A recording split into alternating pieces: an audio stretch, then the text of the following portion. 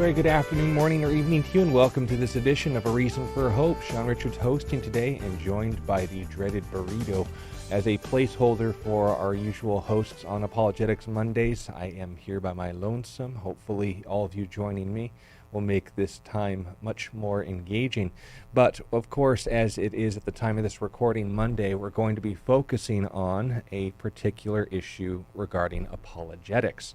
Apologetics, which literally means to give a defense, will be geared towards giving you the sort of answers, understandings, background information on a very particular topic when it comes to Christian circles. But note that if you are not a Christian, you are still welcome here.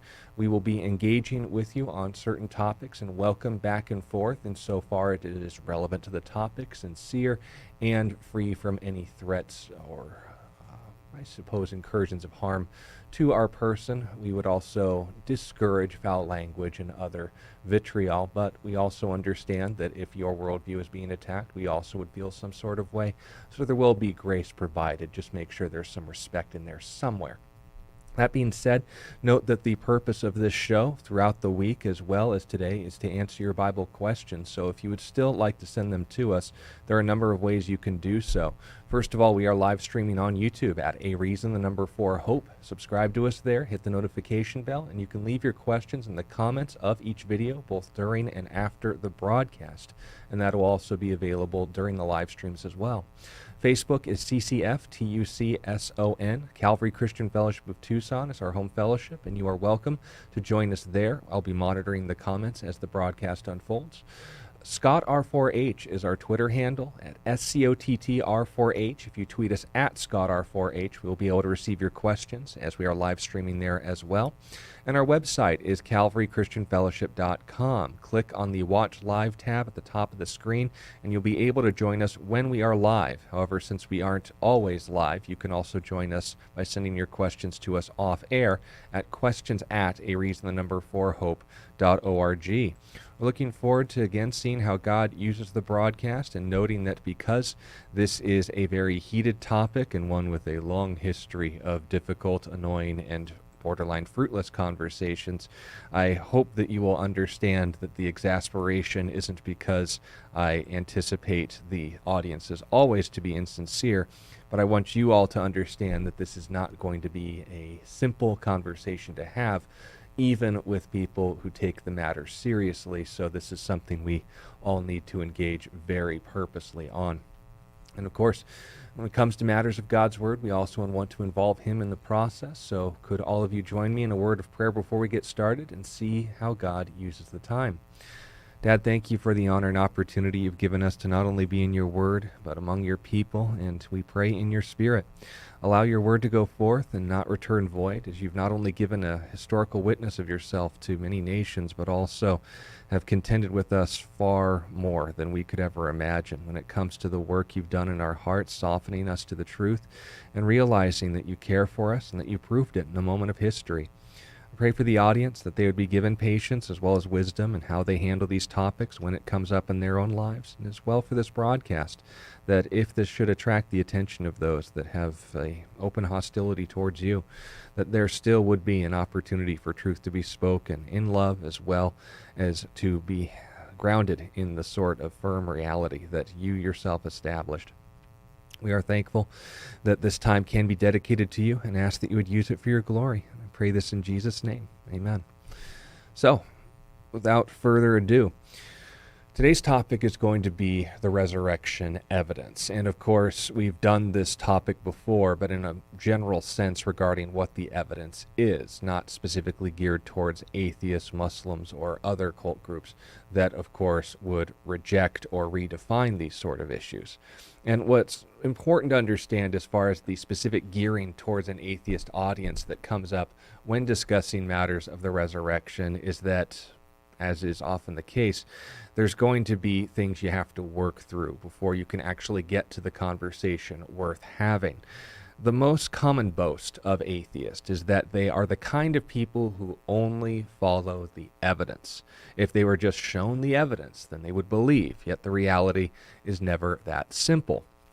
And instead of getting frustrated, we need to understand that atheists are just like any other cult group. They have their own dictionary and aren't even aware of it themselves. So when it comes to us being proactive in our engagement with atheists, we need to be able to recognize there are certain words that are not going to mean what they actually mean, or at least are going to be bent, skewed, and undermining us as we're in the middle of speaking. Whereas if the English language was the only factor, it wouldn't be any problem. But they've been brainwashed into handling certain terms in ways that are other than reality. So before we get into the evidence, the main purpose of this broadcast is to learn how to engage with this evidence towards people who aren't even going to understand what terms like evidence means. Let's start with that, because when it comes to evidence, the most basic understanding we could recognize as far as that term is concerned is that evidence is anything that would make something else more likely to be true. And obviously, if we were to go to Webster's or any other dictionary, it would fall in line with the sentiment of this. But more likely is what you're going to have to emphasize. Because while the meaning of evidence is to make something more or less likely, as opposed to absolutely certain or completely impossible by nature, the atheist version of evidence, when they ask for evidence, or if they were shown evidence, then they would believe. They only follow the evidence. They have a different definition of what that means in their special group. Because when they are shown this evidence, they are making the assumption that it is something that 100% convinces the hearer. So if, according to the atheist mind, they were shown this evidence that they're looking for, they would be 100% convinced. And since they aren't 100% convinced after hearing the evidence we present to them, that means that we haven't shown them any evidence. The reality is that this isn't what we mean by evidence. We're talking about likelihoods, not about certainties. And a good example of this would be engaging with them on any other topic, like we discussed a few weeks ago regarding the evidence for God, the Kalam cosmological argument. Anything that began to exist has a cause. The universe began to exist, therefore the universe has a cause. This cause would have to be not made of the same things it introduced, be conscious enough to want to create a universe, smart enough to make a universe that worked, and of course able to function in a way that it would produce enough power to create something as large as the universe, thus as powerful or more so than the universe itself. That is a fair argument, but when it comes down to it, there are ways that atheists can poke holes into it. And so when we see this evidence being rejected, it's not because there isn't any, it's because they don't know what evidence means. I'm not 100% convinced that whatever caused the universe is what you believe to be God, or I don't believe the God of the Bible is the God that caused the universe. Therefore, in the atheist mind, even having 1% of doubt totally disqualifies the argument as evidence for God, since it 100% didn't convince them. This is what you have to get around with, and maybe using a different word will help from the conditioning they've received from the internet, but there's other ways of going about this too, and just having the willingness to repeat yourself often enough and saying, now I'm not saying this is 100% convincing, nor am I saying that anything would accomplish such a feat. But when you ask for evidence, I'm giving you reasons to believe. And belief doesn't have to be in the 100%, since, of course, no one's belief is established in 100% certainty. There always can be someone who could find reason to think that they were just dreaming, to think that they were just deluded, to think that they were being tricked. Ultimately, that's not where we're trying to go. And when it comes to examining probabilities, that's where we first need to start, is defining our terms. Another term that oftentimes gets misunderstood by atheists, intentionally or otherwise, is that of a bias. That, of course, when we're talking about the definition of a bias, it literally means a willingness to believe your position more favorably. So if I hear information that I already want to hear, my bias is to give it the benefit of the doubt. A negative bias also works the same way. It's a willingness to view positions against you unfavorably. Now, the atheist version of this is to, just like with the issue of evidence, where it's more likely becomes absolute certainty or none at all, The bias is also noted that instead of favorably, it becomes irrationally. If you have a bias in the atheist mind, that means that you are 100% incapable of being reasonable or objective in handling the evidence and coming to rational conclusions with it. But at the same time, atheists have no bias towards their own beliefs, so they can always be considered objective. It's either all bias or no bias, when the reality is we all have a proclivity towards our own viewpoints, that if we didn't have a viewpoint, we wouldn't, of course, view it favorably or negatively. The atheist tries to jump on both sides of this bandwagon by saying, I don't have a belief, I simply lack a belief. And yet that in of itself is a belief, a negation of God. And this is, again, also seen in the way that they handle evidence for their beliefs. If I, say, for instance, were to step into the mind of an atheist and ask for evidence for their belief system, it's mainly centered around the claims of atheist scientists. Now, notice again how this bias works both ways. Atheists, in their mind, aren't going to be biased, right? They are atheists, so they are 100% objective in what they believe and understand in their fields of study. Since they're 100% unbiased, that means they're 100% reliable, since, of course, they view same things the same way, the same things they do. So the issue is, again, jumping on both sides of this issue, that atheists also don't have a bias in their own worldview, that they don't view their own position favorably and positions against their worldview unfavorably. Everyone has a natural inclination to believe what they already think is true. Otherwise, they wouldn't think that position was true. But when atheists say, well, that's just your bias, well, you aren't handling the information, the accusation is that you're being deceptive, dishonest, irrational in your handling of the data.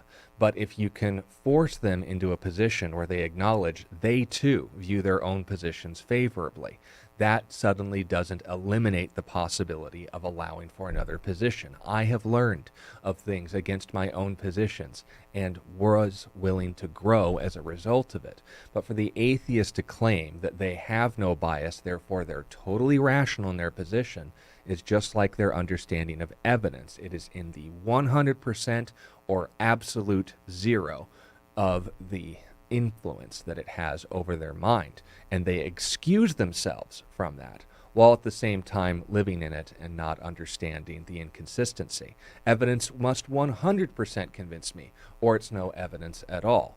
Meanwhile, any evidence presented towards their beliefs in their mind is viewed favorably and rationally because their people say it.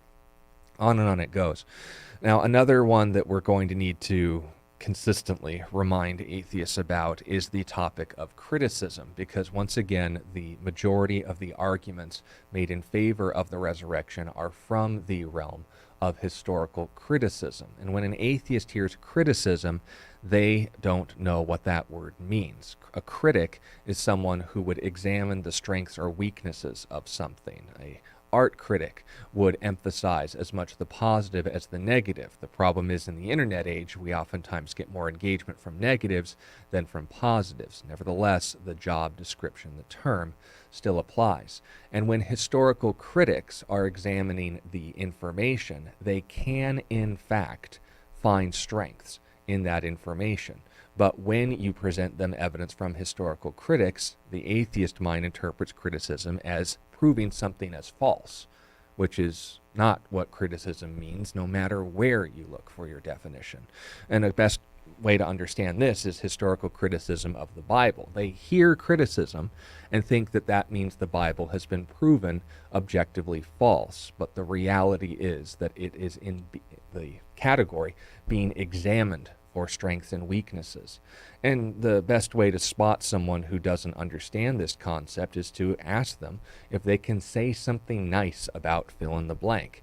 Obviously, say for example in more neutral environments, you talk to someone who wasn't a fan of the sequel trilogy. I myself was not a fan of Star Wars Episode 8, never bothered to see Episode 9. But the best way that I had meaningful conversations with people who did was to ask them, can you say something negative about it? I'll say something positive. And imagine that? I could. But when it ultimately came down to it, my conclusion was negative because the overall information was in the negative, not because I say it's critical. Therefore, there's only one way to criticize. This is where we ultimately need to understand the type of people that we're dealing with when discussing this evidence. And these are the warnings, speaking to my fellow Christians, that you're going to have to be prepared for when talking about these things and not wasting your time and theirs. First, be aware of their dictionary. You're going to have to do a lot of work undoing the brainwashing they've conditioned themselves to believe. In the same way that if they were talking to a Christian, they think that the idea of someone believing something in the supernatural is irrational and anti-science, and they, if they even care to spend the few short decades they believe their existence will ultimately end in a void of nothing and darkness, will ultimately amount to their efforts in engaging with you on that will have to get around the concept of the supernatural. In the same way, you need to be able to work around what they've conditioned themselves to believe. If you say or hear evidence, bias, criticism, you're going to have to keep reminding them what those things actually mean. And this is just pure conversation at this point. What I mean by that is, and make sure that they at least grant you that much rope, because even if they get to the point where I don't accept your definition, or they victimize themselves and say, well, you're being condescending.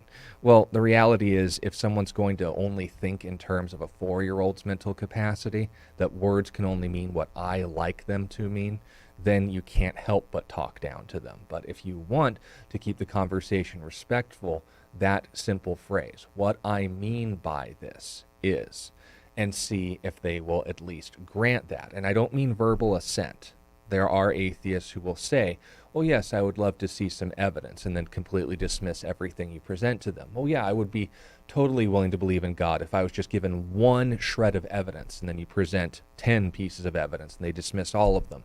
They aren't being consistent. They aren't being honest. But if, on the other hand, you are putting them in the position where you're saying, this is what I mean, can we have an agreement on language that as I using this term, it may not necessarily mean the full significance of what you mean by this term?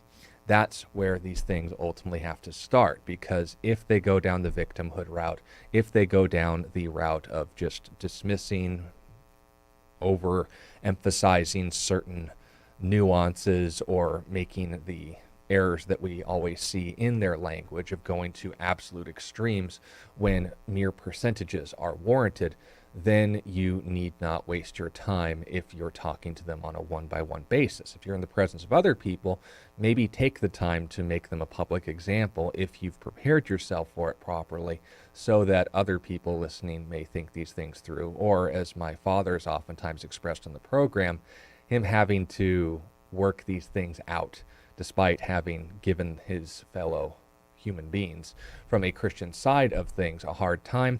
That's still stuck in his mind, and he had to work through it, and God may use it in time. But we also need to note that we should not entertain insincerity. The default position for atheism is to consider skepticism the highest virtue. And if they show a pattern of dismissing evidence, you may have to take a break discussing the evidence to talk about their bias, interestingly enough, making it impossible to prove anything to anyone until they subjectively decide otherwise. This is what they believe religious people to do, and this will be anathema to them. So hopefully you can get them back on track if you're willing to entertain those detours, not entertain essentially hitting a brick wall over and over again and expecting different results.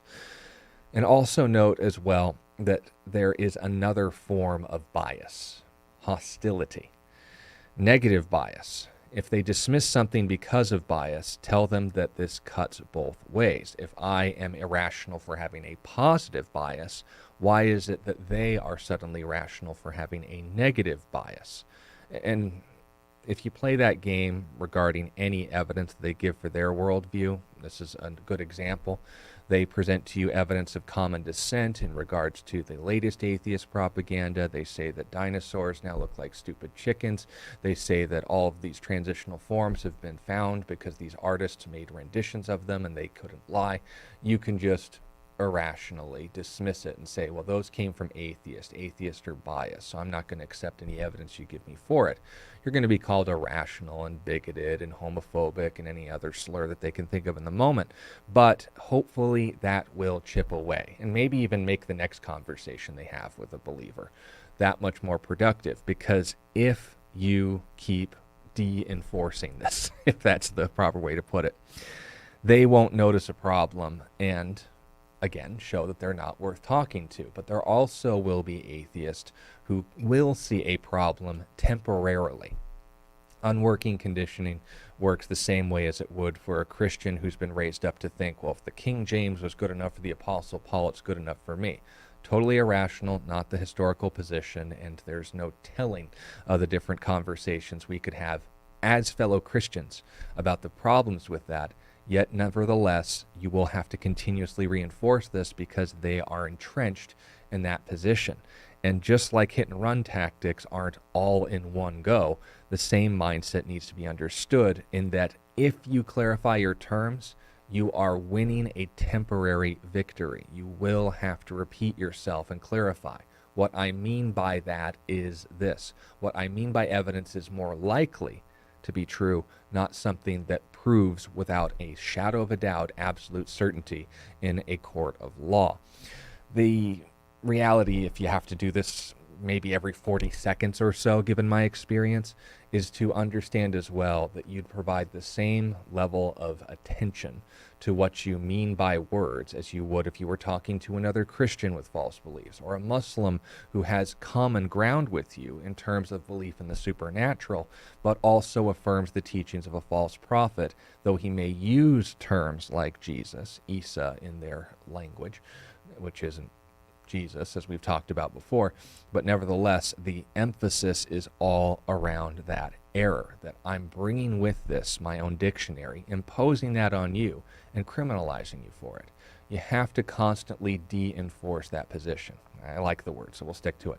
But it's ultimately understanding that with atheists, they don't just do this like any other worldview does. They have perfected this in emphasizing only terms that they like are what are allowed to be used in the conversation meaningfully.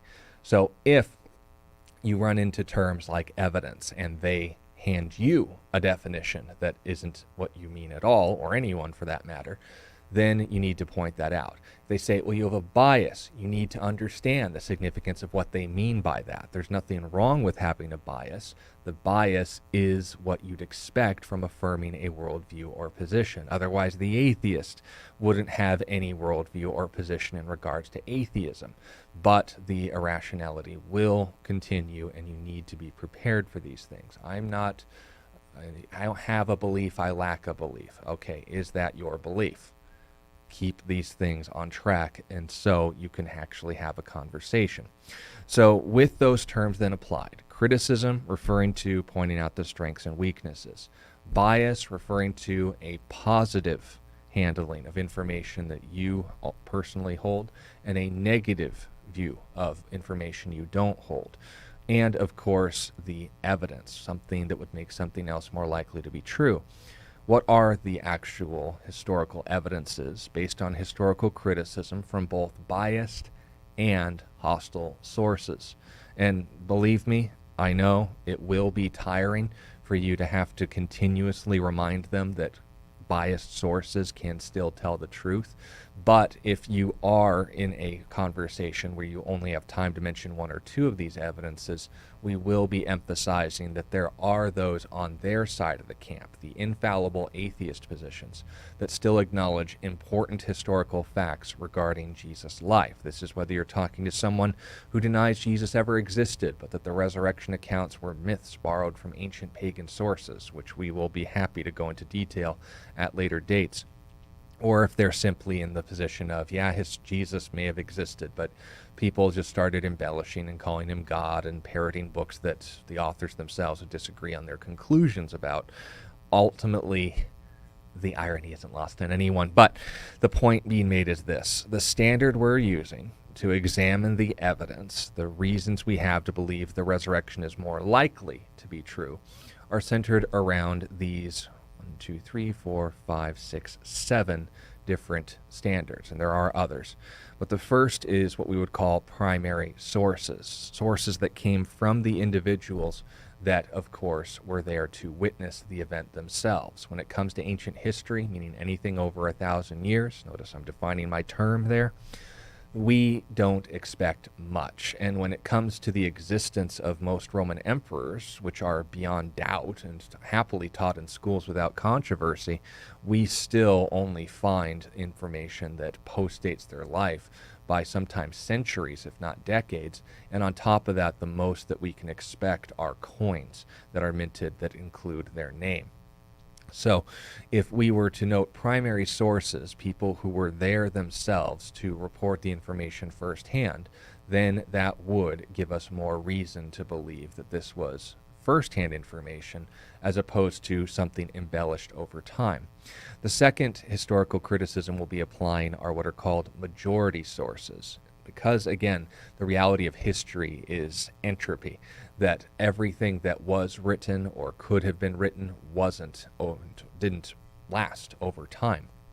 The majority of the accounts are what historians will look for in order to get a general idea in noting the various differences, perspectives, and cultures that, say, would interpret the data differently. If they acknowledge the same basic details, we want the overwhelming majority of accounts, regardless of the differences, and looking for the highest number of sources possible in order to take the majority position. Now, again, this isn't conclusive, but this is a good piece of evidence when it comes to any historical account. If 3 sources are available and 2 report this man fought in a battle, whereas others claim he was entirely peaceful, we go with the majority position. That's not biased, that's not irrational. The reality is the third person may have been deceptive or informed. That is possible. The first 2 sources could have been lying, which is why, again, majority sources aren't the only metric that we use. But the reality is, if we have a lot of sources, we want to go with the majority position because that's more likely, remember what evidence means, more likely to be true than false. Archaeology is another source of information. While it doesn't necessarily tell a story, it does give us the sort of people, places, and things that are set in that narrative that ground it more in reality.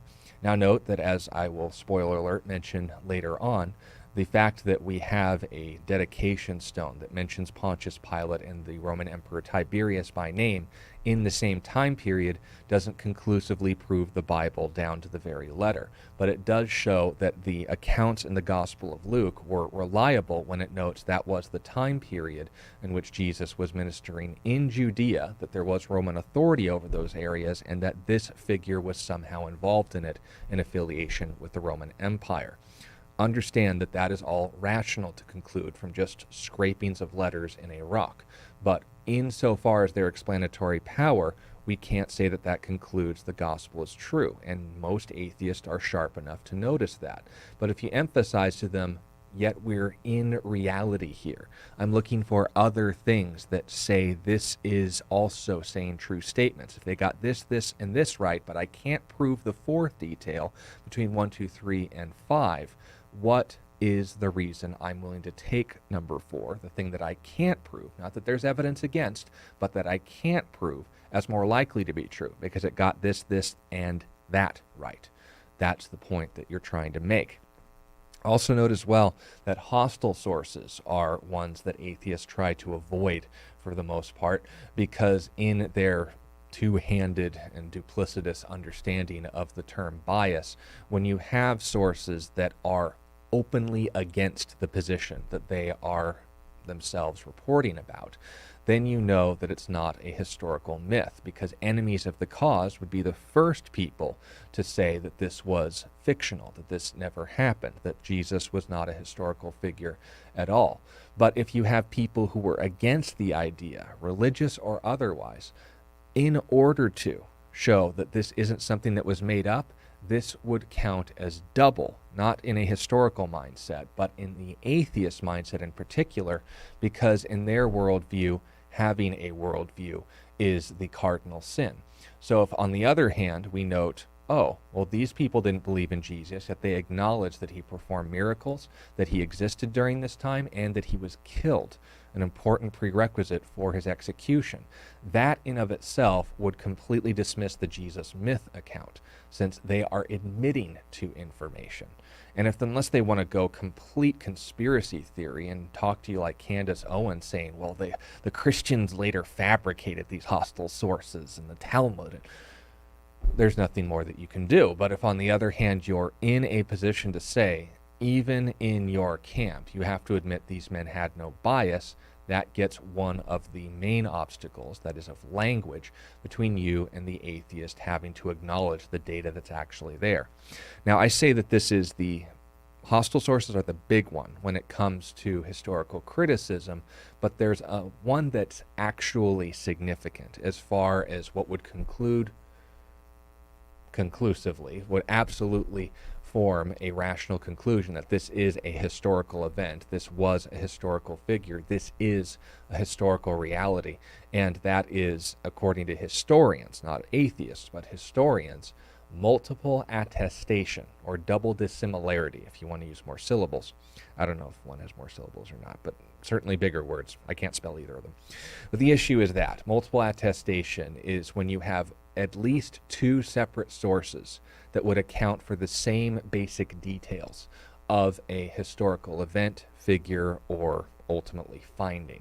If we can find, and this is, again, because ancient history has almost nothing to offer us as far as the finer details of the world as it was then, if we can find at least two, then the most consistent standard for historical critics is to say that gives us conclusive proof that this was a historical event. And if they want to throw out the concept of history, then remind them that you're not having this conversation, since, of course, that took place in a moment of history as well, an ongoing one, nevertheless, but everything that's been said thus far is just an illusion. It can't be examined or tested.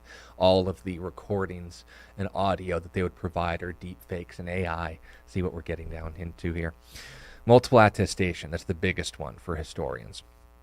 Next one is accounts of embarrassment. When you note in the primary and majority sources themselves, if you understand that their culture, not our modern day, but their culture, would have considered these details to be embarrassing, that adds another layer of sincerity, showing that they weren't embellishing or exaggerating, censoring, removing details in order to spare themselves that embarrassment, but admitting to information.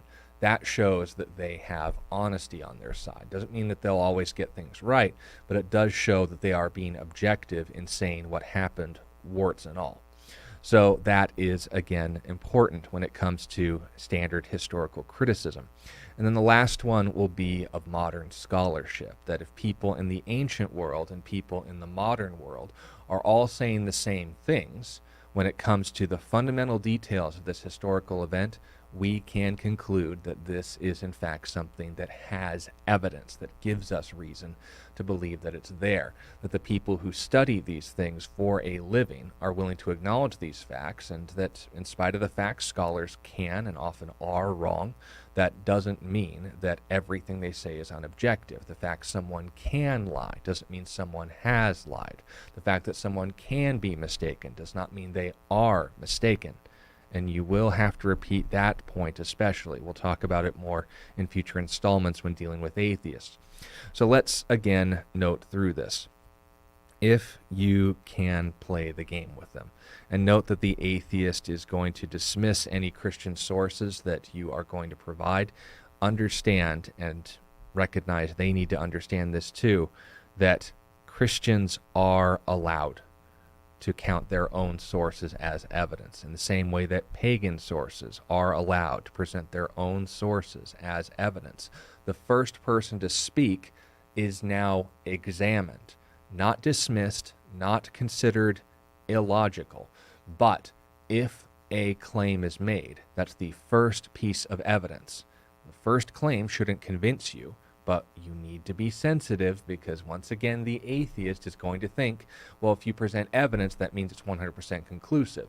Saying a Christian said it, and that must mean it's right, shows that they are once again reading their definition of evidence into the equation, not the actual definition of evidence into the conversation. So be aware that when they say, well, you just say that the gospel said it and that therefore that makes it true. Well, by the gospel accounts alone, we meet the standard criterion of primary sources, multiple attestation, accounts of embarrassment, and archaeology to verify it. But even then, we don't have to play that game because we want to be fair, that we are not expecting you to know how evidence even works in this conversation. So be aware of the fact that even if you have to remind them 5 times in the span of a single minute what evidence actually means, you also need to be sensitive as far as how ultimately they're handling what you're telling them is ultimately going to be, because if their objections keep following the same pattern, that's no evidence at all. That doesn't count as evidence. You may need to clarify with them, despite the fact you already have, what evidence means, what bias means, what criticism even means. So let's get into the historical facts. First and foremost, what is history? Well, history comes from the Greek word histor, which means eyewitness, and when it comes down to it, any historical claim is based on eyewitness testimony. Now, you may have to remind them, oh, well, so eyewitness testimony, 100% reliable in court. Have you ever heard of people who have reported eyewitness testimony and made contradictory claims during times of, say, robberies or shootouts? You know how many people were falsely accused based on eyewitness testimony, and that there's entire ministries served to releasing them and providing evidence that is actually objective as opposed to this eyewitness history you're reporting?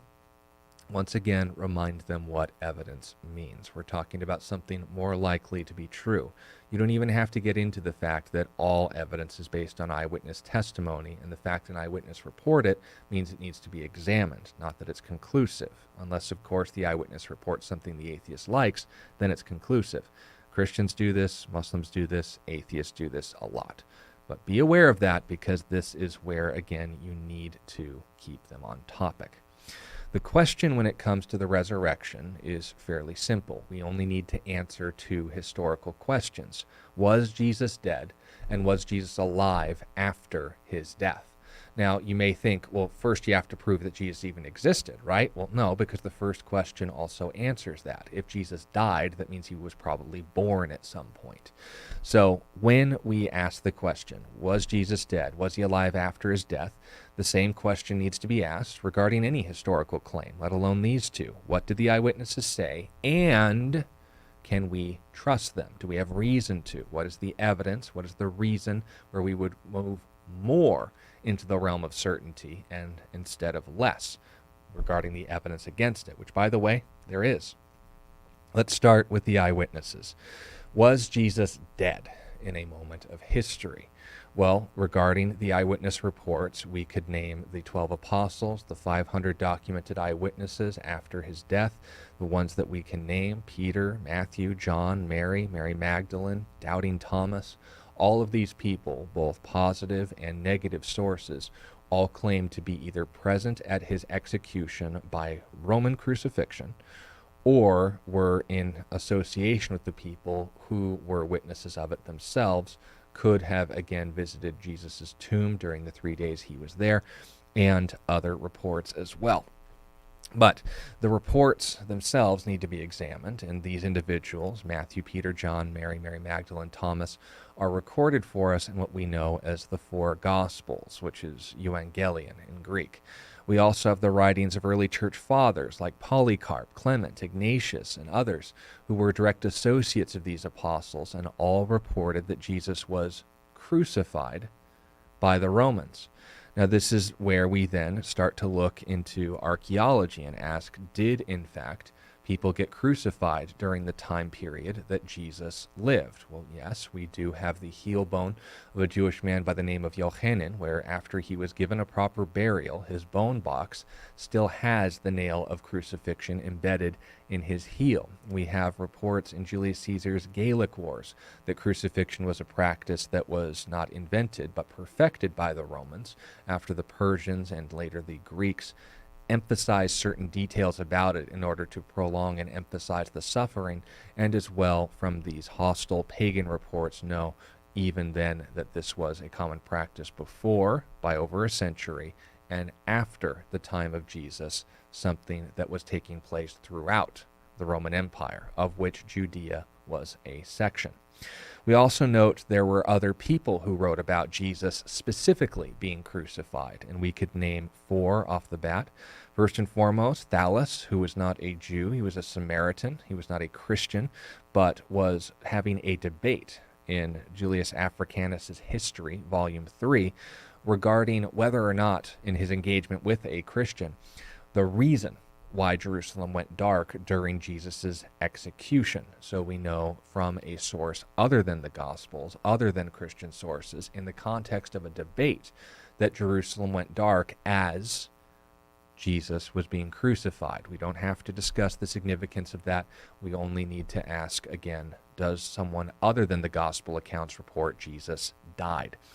We also have Roman historians like Tacitus in his book Annals, book 15, chapter 44, in his recordings and criticisms of Emperor Nero, how he made Christians a scapegoat for, again, the fires that he was manipulating and setting up, and said that Christians, who he had no love and positive words for, started because of their founder being given the extreme penalty during the reign of Tiberius under Pontius Pilate. The extreme penalty, again, mirrors Julius Caesar's language in the Gallic Wars of what a crucifixion would have been.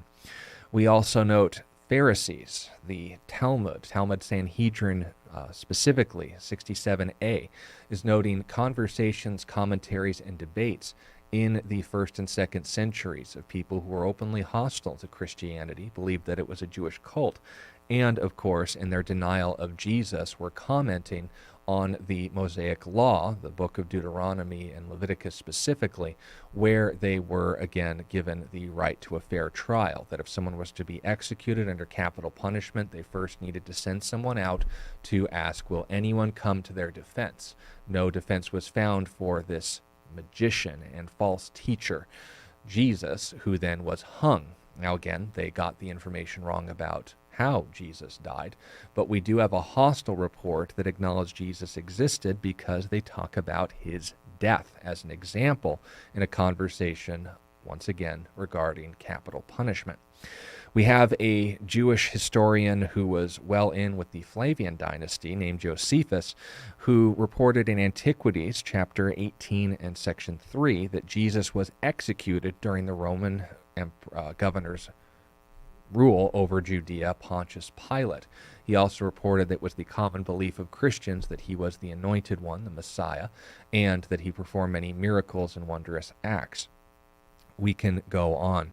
But noting that even by this standard, we have doubled the minimum when it comes to double dissimilarity or multiple attestation as the most foundational and fundamental law of historical criticism. If you have 2 separate sources reporting the same basic detail, then you have historical certainty of an event.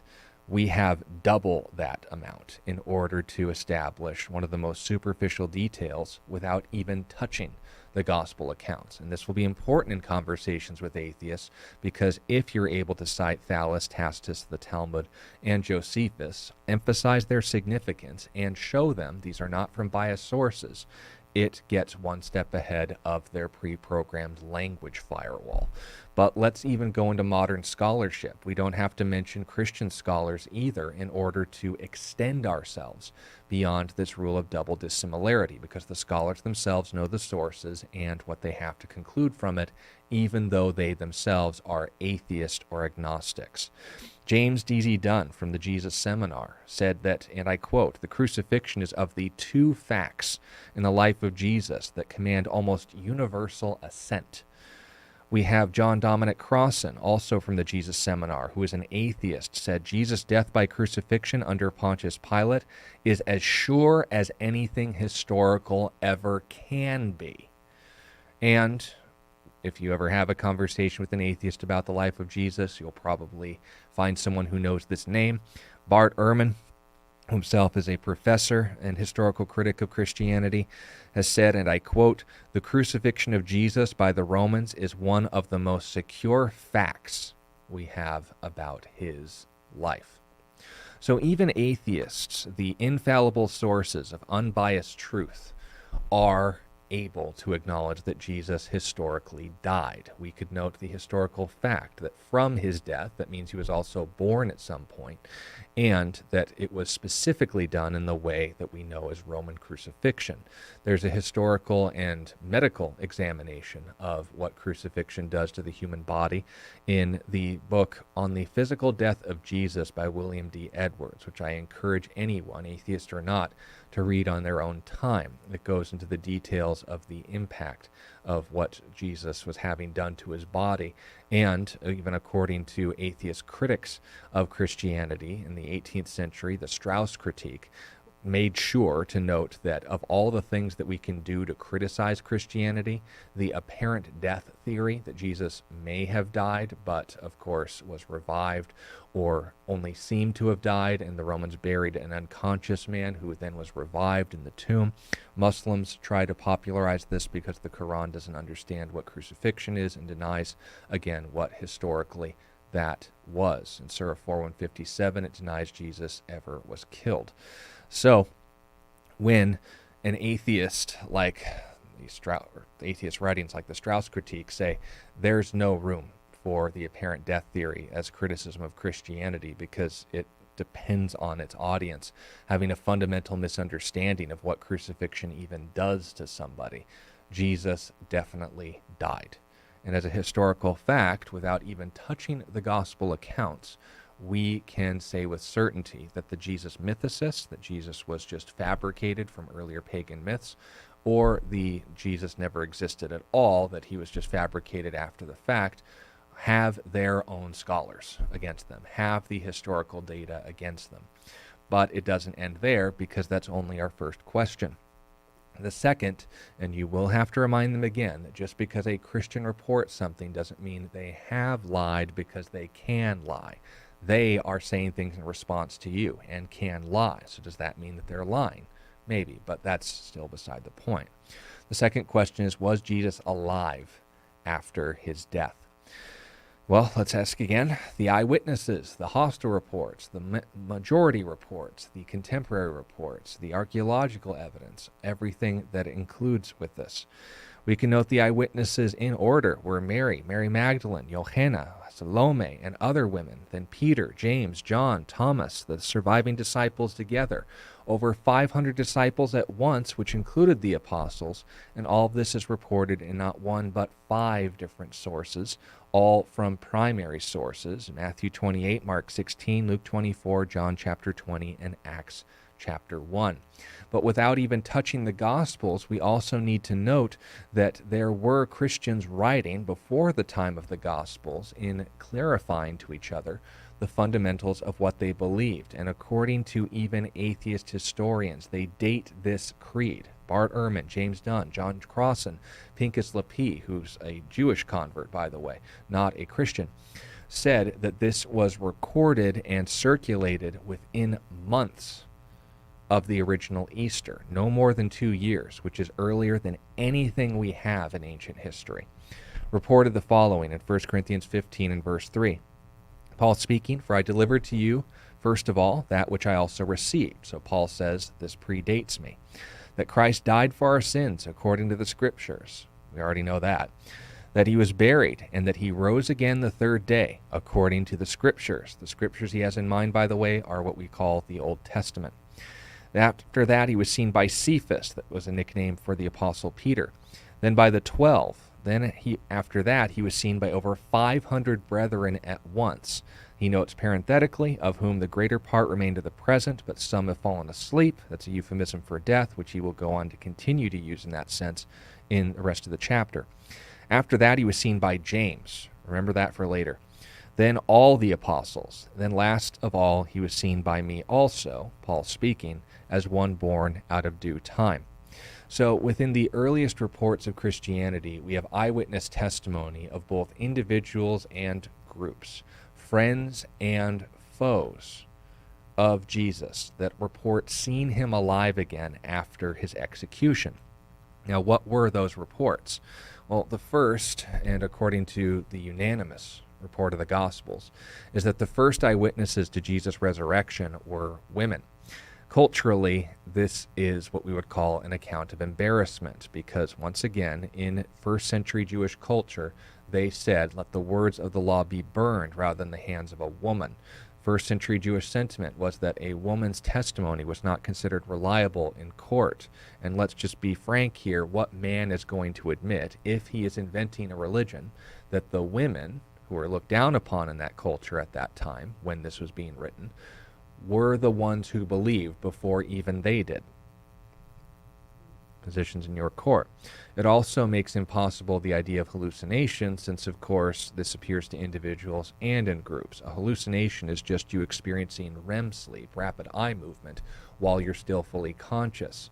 And if I were to have the exact same dream as the exact same person standing next to me, first, the likelihood of mass hallucinations, something you can put on one hand as far as any documentation for that in all of recorded history.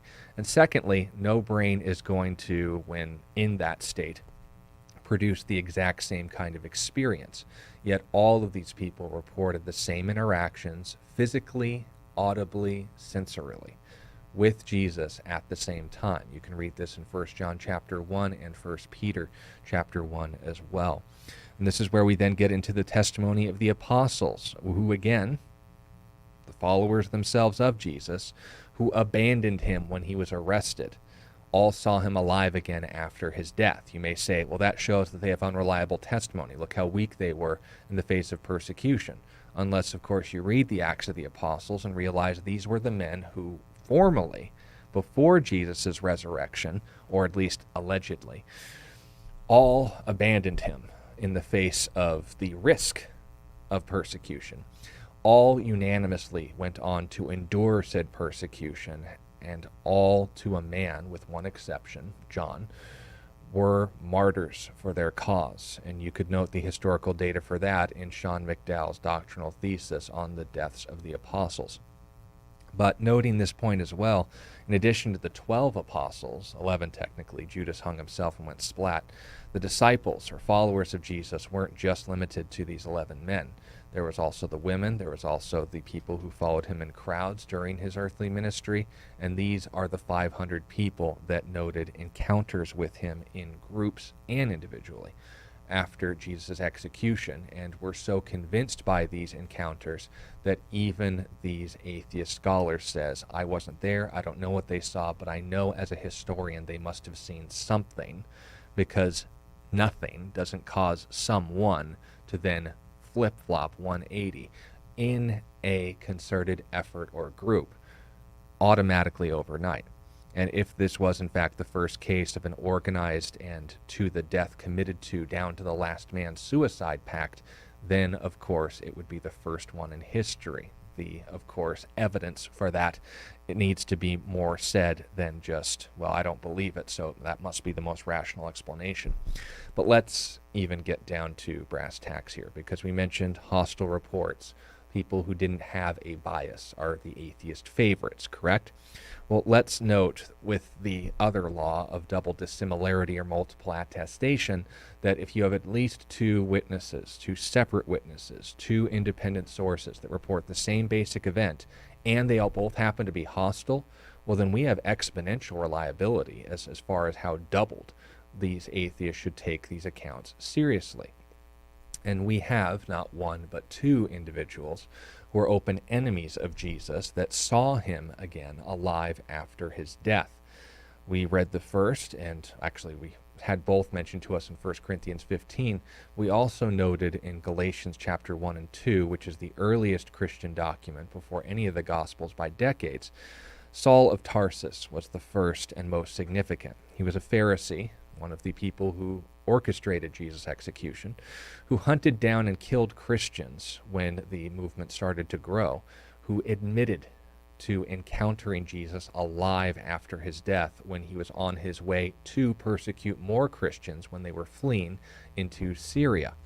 We also note James ben Joseph, who, again, was Jesus' biological little brother and the firstborn son of Mary and Joseph, that self biologically, who, again, mocked Jesus and thought that he was insane, according to the original gospel accounts, and yet became the leader of the early church after he encountered his older brother after his execution. They thought that he was crazy, and James was the first to mock him.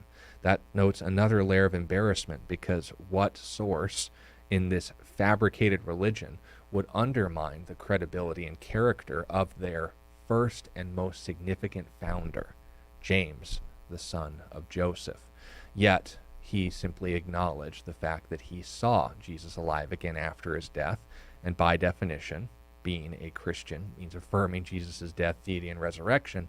James and Saul certainly converted, but they themselves are hostile sources, and with those two alone, we can establish the resurrection as a historical fact, with the added bonus of accounts of embarrassment and hostile testimony. They had no bias. They acknowledged what they saw. So here's the historical facts. Individuals and groups claim to encounter Jesus after he was crucified. Friends and foes of Jesus claim to encounter him after he was crucified. These witnesses all endured lives of persecution, torture, and death for sharing this with people. The evidence are, again, in the primary sources, the Gospels, the Epistles, the book of Revelation, which all report Jesus' life, death, and resurrection from the eyewitnesses themselves. That's 27 independent sources. We have contemporary sources, letters of early church fathers, Josephus' Antiquities of the Jews, and neutral letters between Greek and Roman governors, knowing and acknowledging the claims of Christians, having a founder named Jesus, who some even report his miracle claims and his resurrection. So these sources, again, would either center around Christian historians like Eusebius, who granted was many centuries later, but also the hundreds of documents predating him, which are quoting the primary sources. This reinforces the position for Christians. We have multiple attestation, more than 2 sources, on the life, death, and resurrection of Jesus, over 100 and counting at this point within the 1st century. We have accounts of embarrassment noting Hebrew culture, seeing Jesus' execution as a sign of being cursed by God, women being the primary evidence and witnesses of the resurrection, the initial doubt of the apostles, primary sources, criticism of the, again, guards being bribed so that the disciples were claimed to have stolen the body, dozens of reasons to consider the admitted information instead of embellished. We have the archaeological evidence, the synagogue at Bethany, the heel bones of Yochanan, the Jesus boat, the estate of Caiaphas, the dedication stone of Pilate, and modern scholarship. Doesn't mean it's 100% conclusive, but this certainly is convincing. God bless you. We'll see you all again next time.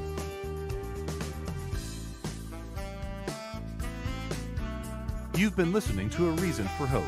Thank you again for joining us as we continue our journey through God's Word, one question of the heart at a time. Until we meet again, we would love to connect with you. You can text or email your questions to questionsforhope@gmail.com. You can also find out more about our ministry at calvarychristianfellowship.com. And be sure to join us next time on A Reason for Hope. A Reason for Hope is an outreach ministry of Calvary Christian Fellowship in Tucson, Arizona.